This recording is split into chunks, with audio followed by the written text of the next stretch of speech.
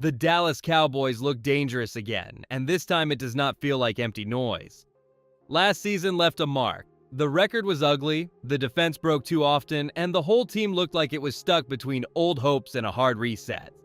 But now the picture has changed fast. Dak Prescott has more firepower around him.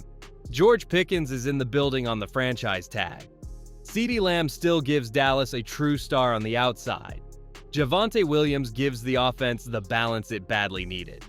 Suddenly, Dallas does not look like a team trying to survive. It looks like a team trying to punch back.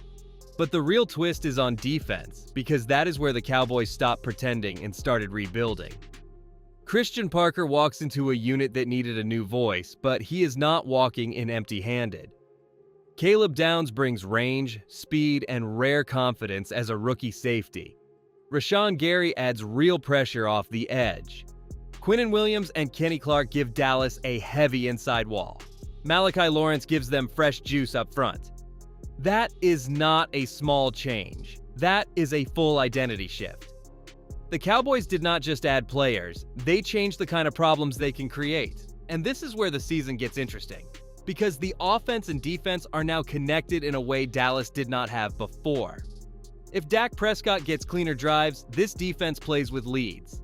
If Javonte Williams controls tempo, the pass rush gets more chances. If George Pickens and CeeDee Lamb force defenses to back up, the whole field opens. That is why this team feels different. Not perfect, not proven yet. Different. But before anyone crowns Dallas, one question has to be answered first. Is the George Pickens situation a problem waiting to explode, or is it the hidden spark that makes this offense scary? George Pickens is the kind of story that turns quiet spring work into loud fall pressure. From the outside, the franchise tag looks tense. From inside the offense, it might be the fuel. Pickens signed it, stayed connected to Dak Prescott, and kept the passing work alive away from the noise. That matters, because a receiver fighting for respect and a quarterback chasing control are not a side story. They are the first real warning sign Dallas opponents should study. The easy take is to call this a contract distraction. That is lazy. Dak Prescott has lived through the tag game himself, so when he backs George Pickens, it carries weight. He knows what public pressure feels like. He knows what private timing means. And with CeeDee Lamb already forcing defenses to roll help, Pickens does not need to carry the whole room. He needs to punish the mistake before it turns into a broken coverage. That is where the danger starts. If defenses lean towards CeeDee Lamb, George Pickens gets the matchup he wants. If they shade toward Pickens, Lamb eats space underneath and across the middle. If they play soft, Dak Prescott controls the pace. The Cowboys do not need drama here. They need timing, trust, and one clean answer from Clayton Adams. How does he turn all this talent into a real weekly identity without letting the offense become predictable when the pressure rises on third down, late, when every call gets tight and suddenly feels unforgiving? Clayton Adams matters because this offense cannot live on panic throws forever. Dallas needed more than another set of route combinations. It needed a way to make every snap feel connected. That is where Adams fits. His background is built through blocking, movement, and run game detail. That sounds simple, but simple is exactly what a talented offense needs when the game starts squeezing and the crowd starts waiting for a mistake. Look at Javonte Williams, and the message becomes clear. He was not kept around as decoration. He stayed because his career year gave Dallas a real base, not just a backup plan. When a back runs for 1,201 yards and still gives effort without the ball, the offense gets tougher to read. Dak Prescott does not have to solve every third down with his arm alone, and that matters in January football. That changes how defenses deal with CeeDee Lamb and George Pickens. A strong run threat pulls safeties down. The pass game starts earlier in the defender's mind.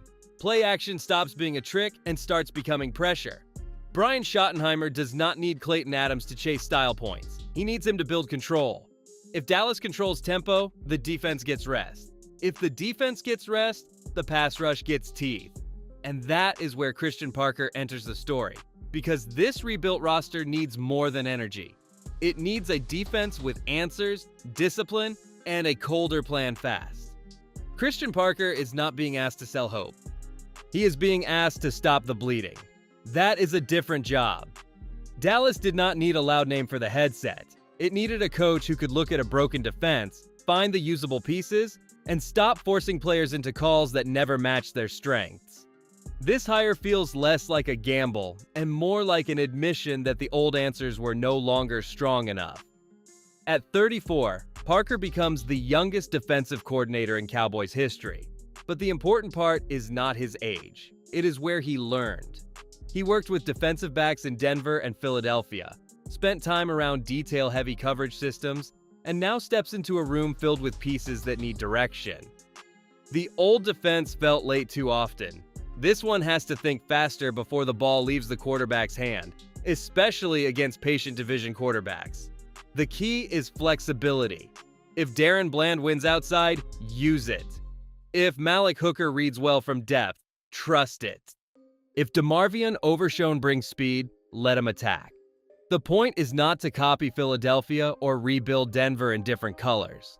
The point is to make Dallas harder to predict. That is why the front matters so much. Before the coverage can breathe, the line has to make quarterbacks uncomfortable, rushed, and unsure about where the next hit is coming from when protection starts breaking under real pressure in December games late too. The most serious part of this Dallas rebuild is not the headline name. It is the chain reaction. Trading Micah Parsons hurt the fan base, but the front office did not leave the defense empty. It turned that moment into pieces. Kenny Clark arrived. Draft capital moved again. Quinnen Williams came in. Then Rashawn Gary landed from Green Bay for a future fourth-round pick, and suddenly the board looked different for the entire defense. That is why this line feels different. Williams brings force through the middle. Clark gives them strength beside him. Gary gives the edge a grown man presence with 46.5 career sacks and years of hard snaps behind him. Malachi Lawrence brings first-round burst as a rookie, while LT Overton gives the room another young body with inside-outside value. No single blocker gets an easy afternoon anymore, and no protection call feels clean for 4 full quarters. The result is pressure from more than one door. A quarterback cannot slide protection toward everybody. If he steps away from Rashawn Gary, he steps closer to Quinnen Williams. If he drifts inside, Kenny Clark is waiting. If Malachi Lawrence grows fast, the whole plan gets nastier. This is the kind of front that makes Christian Parker more creative. And once the line starts eating space, the next question becomes who cleans up behind it when the ball comes out fast and bodies start flying downhill from linebacker depth with bad intentions fast. Caleb Downs changes the feel of the secondary because he is not being treated like a normal young defensive back. Dallas did not draft him to hide him. They drafted him because his range, calm eyes, and football background give Christian Parker more ways to disguise the picture before the snap. That is valuable for a defense trying to stop giving answers away early, especially against quarterbacks who live on quick tells and easy pre-snap answers. As a rookie, Downs still has to earn every inch. That part cannot be skipped. But the reason the room is excited is his flexibility. He can work deep. He can slide near the slot. He can handle traffic. That helps Malik Hooker, Jalen Thompson, and PJ Locke because the staff does not have to lock everyone into one role. The back end can move before the offense gets comfortable and before routes fully declare themselves under pressure. That movement matters more when the pass rush is real. If Rashawn Gary and Quinnen Williams speed up the throw, Caleb Downs has chances to attack windows instead of chasing open grass. If the safeties rotate late, quarterbacks hold the ball longer. This is how a defense turns pressure into mistakes. But a smart secondary still needs a middle layer. That is where DeMarvion Overshown and the linebackers become the hidden swing piece. Because every quick throw eventually lands in their neighborhood. Right where games usually tilt in ugly fourth quarter moments late, too. The linebacker room is where this defense either becomes complete or stays unfinished. DeMarvion Overshown is the emotional pulse because his speed changes angles. When he is healthy, Dallas gets a defender who does not wait for the play to come to him. He attacks it. That matters behind a strong line because hesitation wastes the dirty work created up front and turns pressure into nothing on the scoreboard late in games. D. Winters gives the room another serious option. He came from the San Francisco 49ers after starting every game last season and finishing with 101 tackles. That is not a random depth move. That is a player with real snaps, real range, and real pressure to prove this homecoming has meaning. Then Jyshawn Barham arrives as a rookie with inside-outside ability and a body built for dirty snaps against heavy formations. This group does not need one hero. It needs answers for motion, screens, tight ends, and quarterbacks who escape late. Scott Simons has to sharpen the communication because the talent is only dangerous when everyone moves together. Add Donovan Ezeiruaku into the edge picture when healthy, and the middle suddenly has more speed around it. That is why the NFC East games become so important. The rebuild looks good on paper, but division football never grades on paper. It tests tackling, nerves, spacing, and pride under pressure, especially when Philadelphia, Washington, and New York come calling with division anger and speed too. The NFC East will not care how good Dallas looks in May. That division only believes what survives under lights. Philadelphia still carries the champion standard after beating Kansas City in Super Bowl 59. Washington still has Jaden Daniels, a quarterback who can turn one broken rush lane into panic. New York now opens a new chapter with John Harbaugh, and nobody in this race gets a soft landing when September opens. That is why the schedule feels like a truth machine. Dallas starts at MetLife Stadium against the Giants on Sunday night. Then the division pressure keeps coming. Every weakness gets dragged into public, every missed tackle becomes louder, every stalled drive brings the old questions back. The Cowboys do not get to talk their way into respect. They have to take it in games that everyone watches, with no hiding place, no quiet week, and no mercy from rivals. The biggest test waits on Thanksgiving, when the Philadelphia Eagles walk into AT&T Stadium against the Dallas Cowboys.